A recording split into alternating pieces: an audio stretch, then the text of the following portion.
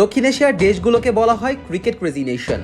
যে কোনো আন্তর্জাতিক ম্যাচ, বিশেষত আইসিসি ইভেন্ট এ অঞ্চলে এক ভিন্ন উন্মাদনা তৈরি করে। গ্যালারিগুলো দর্শকে পরিপূর্ণ হয়ে যায়, সমর্থকদের উল্লাসে মাঠ গম গম করে ওঠে। কিন্তু সেই পরিস্থিতি যেন বদলে গেছে এবং আইসিসি টুর্নামেন্টেও এখন দেখা যাচ্ছে দর্শক খরা।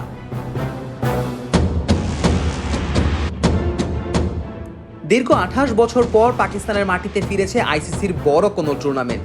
চ্যাম্পিয়ন্স ট্রফির উদ্বোধনী ম্যাচ অনুষ্ঠিত হয় করাচির ন্যাশনাল স্টেডিয়ামে, যেখানে স্বাগতিক পাকিস্তানের মুখোমুখি হয়েছিল নিউজিল্যান্ড।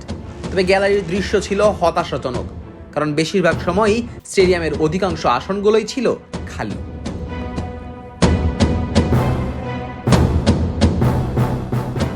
পাকিস্তান নিউজিল্যান্ডের ম্যাচের পর সাবেক ইংল্যান্ড অধিনায়ক মাইকেল ভন সামাজিক মাধ্যমে এ নিয়ে ক্ষোভ প্রকাশ করেছেন। তিনি লিখেছেন, পাকিস্তানে চ্যাম্পিয়ন্স ট্রফি হচ্ছে দেখে ভালো লাগছে। 1996 বিশ্বকাপের পর প্রথম মেজর আন্তর্জাতিক টুর্নামেন্ট। তবে আয়োজকরা কি স্থানীয়দের জানাতে ভুলে গিয়েছেন যে ঘরের মাঠে চ্যাম্পিয়ন্স ট্রফি শুরু হচ্ছে?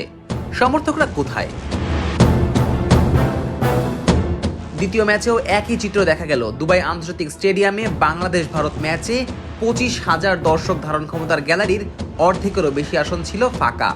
ভারত বাংলাদেশের ম্যাচ মানেই যেখানে এখন বাড়তি উত্তেজনা, সেখানে এমন ম্যাচেও দর্শক খরা ছিল একেবারে অকল্পনীয়। মাঠে ভারতীয় দল পারফর্ম করছে, কিন্তু গ্যালারিতে তাদের নিয়ে তেমন কোনো শোরগোল কিংবা স্লোগান নেই। বিদেশে ভারতের কোনো দ্বিপাক্ষিক সিরিজেও এমন ছবি দেখা যায় না, আর আইসিসি ইভেন্টে তো কথাই নেই।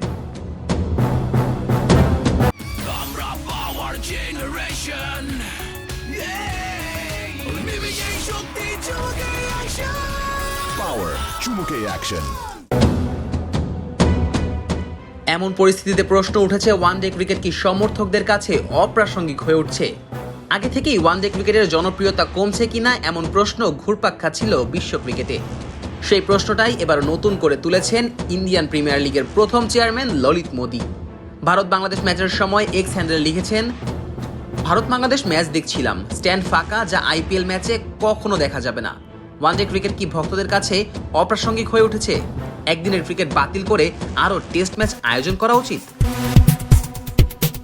স্টেডিয়ামে দর্শক কম আসার পেছনে কিছু কারণ উঠে এসেছে। প্রথমত, এই টুর্নামেন্টের বেশিরভাগ ম্যাচই হচ্ছে ওয়ার্কিং ডেতে, ফলে অনেক দর্শক মাঠে আসতে পারেননি। দ্বিতীয়ত, দুবাইয়ের তীব্র গরম ও দর্শক কম থাকার একটি বড় কারণ হতে পারে। এছাড়া ম্যাচগুলো শুরু হয় দুপুরে, যা দর্শকদের জন্য অনুকূল সময় ছিল না। তবে টুর্নামেন্টের শুরুতেই এমন দর্শক সংকট ওয়ানডে ক্রিকেটের জনপ্রিয়তা নিয়ে নতুন করে প্রশ্ন তুলেছে।